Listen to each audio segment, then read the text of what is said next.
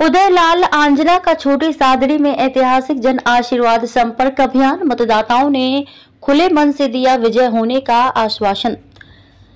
छोटी सादड़ी दिनांक 21 नवंबर को दोपहर 11 बजे निम्बाहेड़ा छोटी सादड़ी विधानसभा क्षेत्र से चुनाव में अपनी किस्मत आजमा रहे कांग्रेस अधिकृत प्रत्याशी एवं इस क्षेत्र के दिग्गज नेता उदयलाल आंजना ने अपना चुनाव प्रचार छोटी सादड़ी में प्रारंभ किया।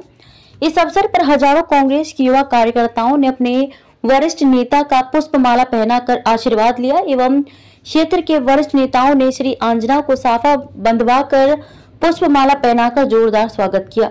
जहां जहां से जिस क्षेत्र से श्री आंजना ने जनसंपर्क किया, लोगों ने घरों की छतों पर जेसीबी द्वारा पुष्प वर्षा कर स्वागत किया।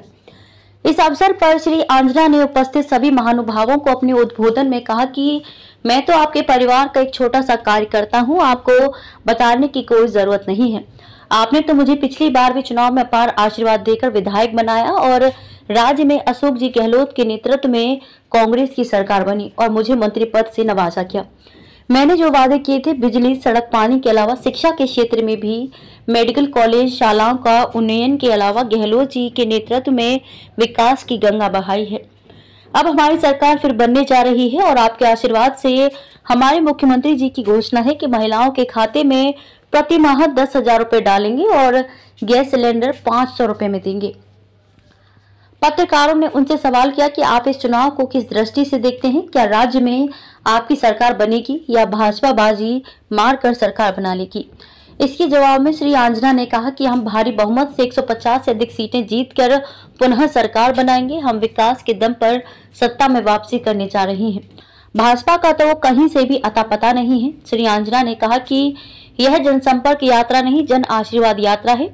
मुझे यहाँ की जनता ने पहली बार ऐतिहासिक स्वागत किया है। ऐसा स्वागत मेरा तो क्या किसी भी नेता का नहीं हुआ है। मैं इनके स्वागत का ऋण यहाँ बाकी बचे कामों को पूरा कर उतारूंगा। आपने सभी वरिष्ठ जनों से कहा कि बाकी बचे कार्यों की सूची बनाकर कांग्रेस कार्यालय पहुंचा दें। चुनाव के बाद हमारी सरकार बन रही है, हम प्राथमिकता से इसे पूरा करेंगे। रोजगार गारंटी शुरू की है। आप शुरू से मांग कर रहे थे कि ग्रामीण क्षेत्र में रोजगार के अवसर है, नरेगा के मार्फत 100 दिन का काम मिलता है, लेकिन हमारे शहर में नहीं है। तो शहरी रोजगार गारंटी योजना भी मुख्यमंत्री ने शहरों में लागू कर दी है, इसलिए आपने घर भी काम मिलने लग गया है और इस भोजपुरी बस्ती में काम की गारंटी को लेकर इस बार चुनाव लड़ा जा रहा है। राजस्थान सरकार की जो योजनाएं जन कल्याण के लिए जारी की है वो मुद्दे खास हैं। बाकी इस 5 साल में जो कांग्रेस की सरकार ने, माननीय मुख्यमंत्री अशोक जी गहलोत ने विकास को गति दी है, वो मुद्दे हमारे प्रमुख है। और यही कारण है कि जो माहौल आप छोटी साड़ी में देख रहे हैं वही माहौल पूरे राजस्थान में है और वही मुद्दे प्रमुख हैं। जनता जानती है कि 5 साल तक भी हमें अच्छा आराम दिया और आगे 5 साल भी अच्छे निकलेंगे। यही हमारे मुद्दे हैं। बीजेपी आरोप लगा रही कि उदयलाल जी के समय में काफी यहाँ पे जो हत्याएं हुई है उसको लेकर भी लोगों में अब उनके पास और तो कुछ कहने के लिए, जब तो जनता फैसला कर देगी 25 तारीख को और 3 तारीख को नतीजे भी आ जाएंगे, फैसला भी आ जाएगा। उस दिन उनको मालूम पड़ जाएगा कि हत्या किसने करवाई और गुंडा तत्व कौन थे। ये तो जनता फैसला करेगी। उनके कहने से तो मतलब उनसे मुझे सर्टिफिकेट की आवश्यकता भी नहीं है। मुझे सर्टिफिकेट की आवश्यकता है तो न्यायालय से है, मुझे सर्टिफिकेट की आवश्यकता तो पुलिस से है, मुझे सर्टिफिकेट की आवश्यकता है तो मेरी जनता से है। इसे उनके आरोपों से कोई दम नहीं है उनके पास। इसके अलावा कोई बातें कहने के लिए बची ही नहीं है। इसलिए कहना तो उनको जितना कहेंगे इतने मेरे वोट का ग्राफ और बढ़ा रहे हैं। जी, मैं ग्रामीण क्षेत्रों में अक्सर घूमता हूँ, अपनी 34 पंचायत में है और मैं इधर से ही हूँ। लोकल तो देखा है हर जगह अपने कांग्रेस के ही कार्यकर्ता दिखाई दे रहे हैं। ये एक बहुत बड़ी उपलब्धि दिखी और लोग विकास कार्यों को जो मिली योजना को फायदा मिला उससे काफी खुश भी हैं। उसको लेकर क्या कहेंगे आप जनता? निसंदेह सब भाईचारा भी रखा, प्रेम भी रखा और विकास को भी अपनी गति से चलते रहे, लेकिन लोगों की तकलीफ को समझ के उनकी भावना के अनुसार काम कराया। इसलिए यूँ तो करोड़ों रुपए लगा दो और जनता के वो काम के नहीं हो तो उससे कोई मतलब नहीं निकलता है।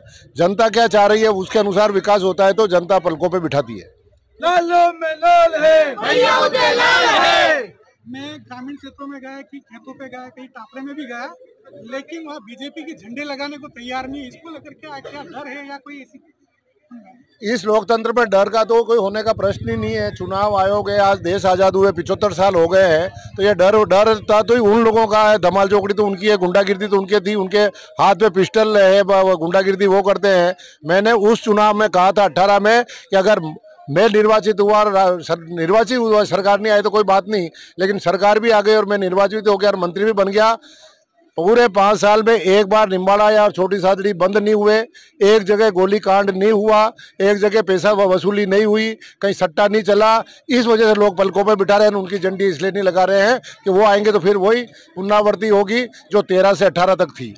आने वाले चुनाव के बाद क्या रहेंगे मुद्दे और क्या विकास का? हमारा मुद्दा जो हमारी पार्टी ने वादा किया जनता से कि 10,000 रुपये हर महिला को और मुखिया मानते हुए 10,000 रुपये उनके खाते में डालेंगे। 5 साल तक 50,000 की आर्थिक सहायता देंगे। 400 रुपये में सिलेंडर 5 साल तक देंगे, चाहे मोदी जी 2,000 रुपये क्यों नहीं कर दें। बच्चा कॉलेज में जाएगा उसी दिन उसको लैपटॉप मिल जाएगा, ताकि वो लैपटॉप से अपनी अच्छी तरह से पढ़ाई कर रखे। पेपरलेस सिस्टम आ गया है आजकल, तो बिना कंप्यूटर के काम चलता नहीं।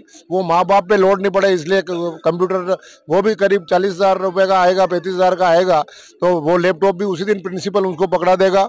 इंश्योरेंस किया आपदा का, अकस्मात किसी का बहुत भारी नुकसान हो जाए आपदा में तो 15 लाख देने का प्रावधान है किसी भी परिवार को।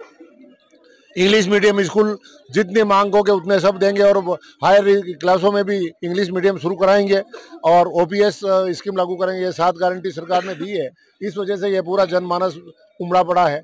और 5 साल का कार्यकाल भी याद है कि कांग्रेस की सरकार और माननीय मुख्यमंत्री अशोक जी गहलोत ने जो नहीं मांगा वही दिया है, तो अब तो के दे रहे हैं, तो निश्चित ही जनता आकर्षित हो रही है।